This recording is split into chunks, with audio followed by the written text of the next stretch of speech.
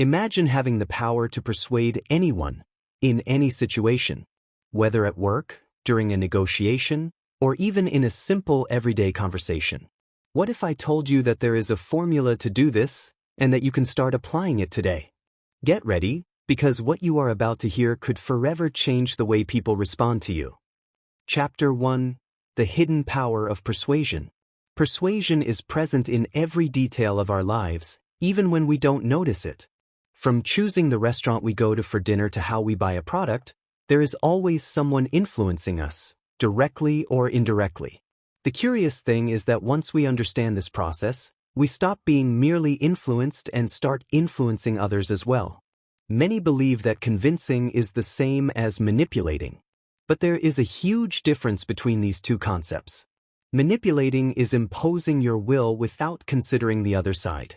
Persuading, on the other hand, is presenting your ideas clearly, empathetically, and strategically so that the other person perceives value and accepts them voluntarily. This is the true art of convincing.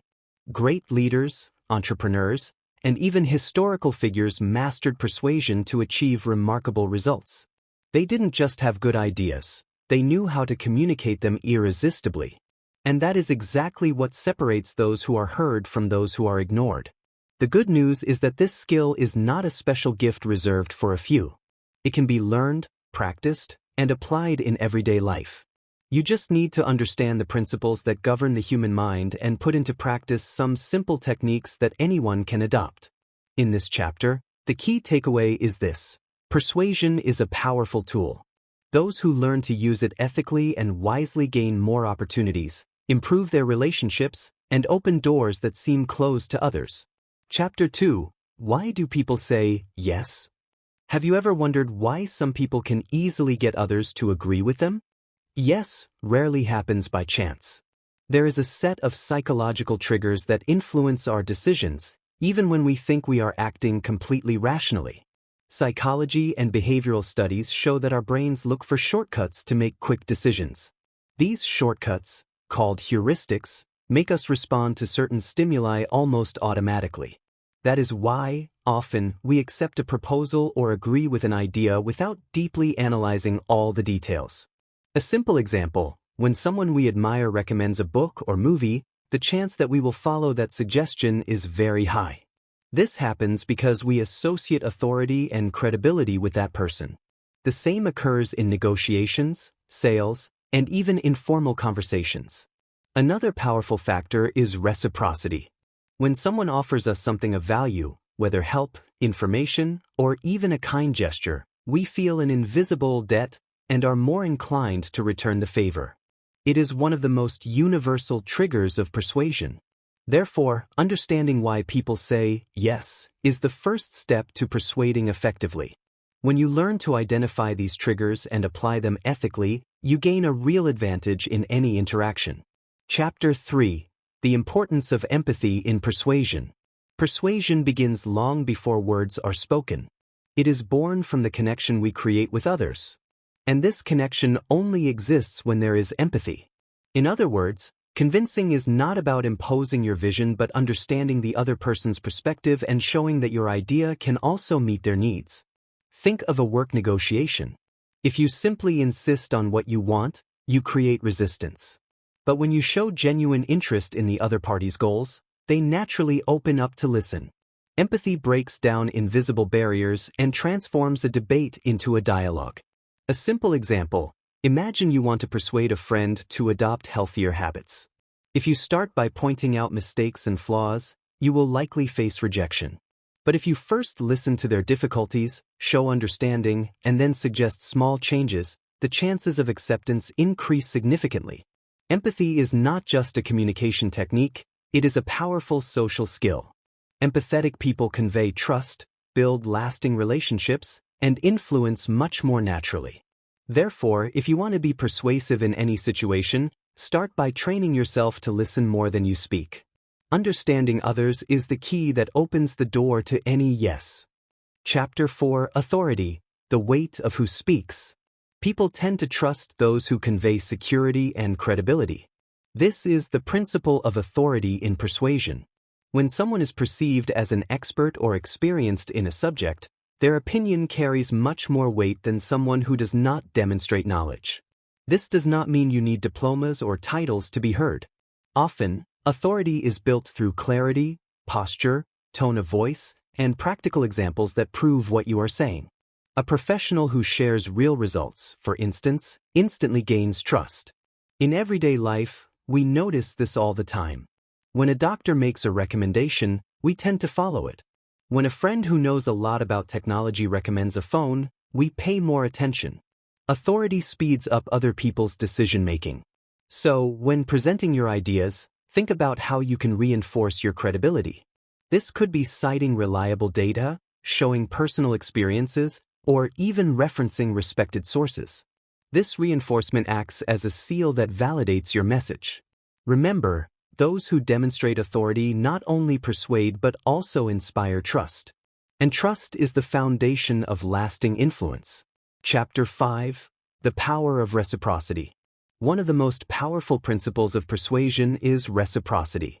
People naturally want to return favors when they receive something. It is almost like an invisible law that guides our social and professional relationships. Consider a simple situation. Someone offers you an unexpected favor or a small gift. Almost automatically, you feel inclined to reciprocate in some way. This instinctive impulse is exactly what strengthens bonds of trust and cooperation. In the business world, this strategy is used frequently. Companies offer free product samples because they know that when customers receive something at no cost, they are more likely to buy later. Reciprocity creates a sense of positive obligation. In daily life, you can apply this principle by offering value before asking for something. Share useful information, help solve a problem, or acknowledge someone's efforts. This gesture opens doors and facilitates future negotiations or conversations. The lesson is clear. If you want to persuade, start by giving. The more genuine your gesture, the stronger the other person's willingness to listen and accept your idea. Chapter 6: The Impact of Scarcity and Urgency. When something is rare or limited, our minds automatically assign it more value. This is the principle of scarcity, one of the strongest triggers of persuasion. From time-limited promotions to restricted spots in a course, the perception that we might lose an opportunity pushes us to act faster. This happens because the human brain fears loss more than it values gain. In other words, we prefer to avoid losing something rather than gaining an advantage. This tendency makes scarcity a decisive element in negotiations and decision-making. A simple example: when we hear "only two left," we feel the urgency to decide quickly. Similarly, when an opportunity has a deadline, our motivation increases. This subtle pressure moves people who might otherwise remain indecisive for a long time. But it is important to use this principle responsibly. Creating false scarcity can generate distrust and harm credibility. The key is to apply scarcity only when it is real, emphasizing the unique value of what you offer. Therefore, if you want to persuade someone, show why your idea, product, or proposal is rare, special, or time-limited. This increases attention and speeds up the other person's decision. Chapter 7: Stories that Persuade. Numbers inform, but stories move and persuade. When we tell a good narrative, we capture attention, interest, and empathy. Stories transform abstract ideas into concrete experiences that the brain can understand and remember. Think about how successful advertisements or speeches work. They don't start with cold data but with engaging stories. A well-told story captivates the listener and creates identification. It is the most direct way to generate an emotional connection. In daily life, you can use stories to reinforce your ideas. For example, when suggesting a strategy at work, share a real case of how it worked in another company. When proposing a habit change, share your own experience or that of someone close. Stories also reduce resistance. When someone feels part of a narrative, they tend to accept ideas they would have previously rejected. It's as if the lived example in the story opens doors for understanding and a yes. Therefore, if you want to persuade, don't rely solely on logical arguments. Build stories that convey emotion, relevance, and value. The power of a good narrative can be decisive in any situation. Chapter 8. The importance of body language. The way you communicate goes far beyond words. Body language sends messages that can reinforce or undermine your argument. Posture, gestures, facial expressions, and tone of voice are essential elements of persuasion. A genuine smile, proper eye contact, and an open posture increase the other person's trust in you. On the other hand, crossed arms, a wandering gaze, or nervous gestures can create resistance, even if your words are convincing. In daily life, you can use body language to reinforce important messages. For example, when presenting an idea, light hand gestures can emphasize key points, while staying relaxed conveys confidence and mastery of the subject. Studies show that up to 70% of human communication is nonverbal. This means what you say may be less relevant than how you deliver it. Aligning words and gestures is crucial for persuading effectively. Therefore, pay attention to your body and posture when communicating. Believe me, mastering body language is like having a silent superpower that greatly enhances your ability to influence and persuade. Chapter 9. The role of trust. Convincing someone directly depends on the trust you convey. Without trust, even the best arguments tend to be ignored. Personal credibility is often more important than the idea itself. Building trust is not complicated, but it requires consistency. Keeping promises, being honest and transparent, and demonstrating knowledge are actions that strengthen your image and make people believe in you. A simple example: imagine a colleague who always meets deadlines and delivers quality results. When they suggest a new approach, the team tends to listen and accept it because they trust their competence and integrity. Trust also allows you to handle objections better. When someone trusts you, they are more likely to listen to your arguments until the end and consider your proposals openly. It is the foundation that supports any persuasive negotiation or dialogue. Therefore, if you want to persuade effectively, start by investing in your own reliability. Trust is an invisible magnet that makes people not only listen but also accept your ideas. Chapter 10. Adapting your message to each person. One of the keys to persuasion is adapting your approach to the profile of the person you want to convince. Not everyone responds the same way to the same arguments. Understanding the other person's interests, needs, and communication style drastically increases your chances of success. For example, some people value data and logic, while others are more influenced by emotion and stories. Adjusting your language, examples, and presentation pace allows your message to be absorbed more naturally and effectively. Observing verbal and nonverbal signals is essential. If you notice resistance, it's time to change your tone, clarify doubts, or reinforce points that generate identification.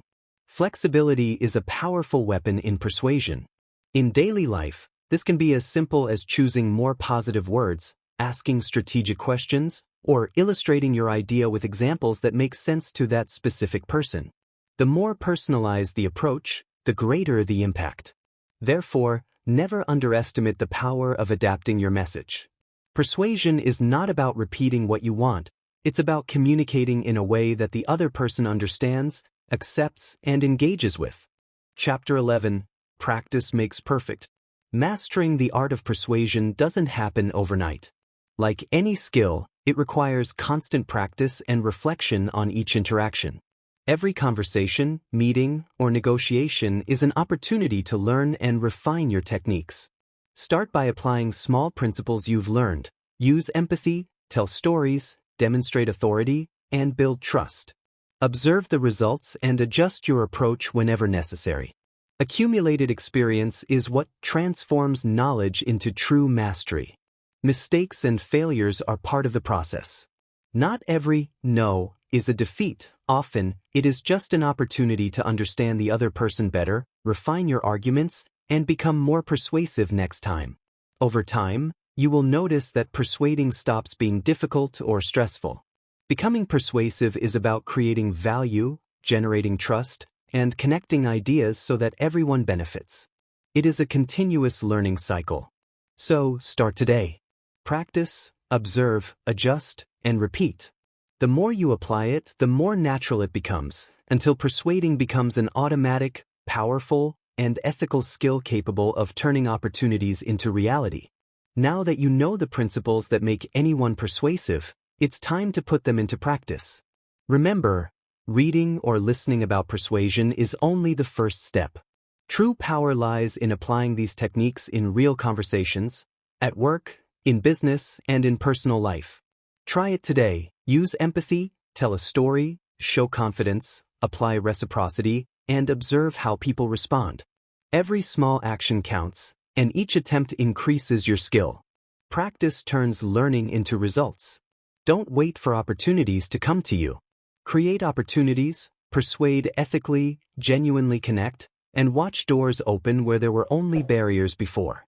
Be consistent, reflect on your results, and adjust your approach whenever necessary. Persuasion is a continuous process, and every step brings you closer to mastery. And remember, knowledge only becomes power when you act. Start now. Persuade ethically, inspire trust, and make every conversation an opportunity for success.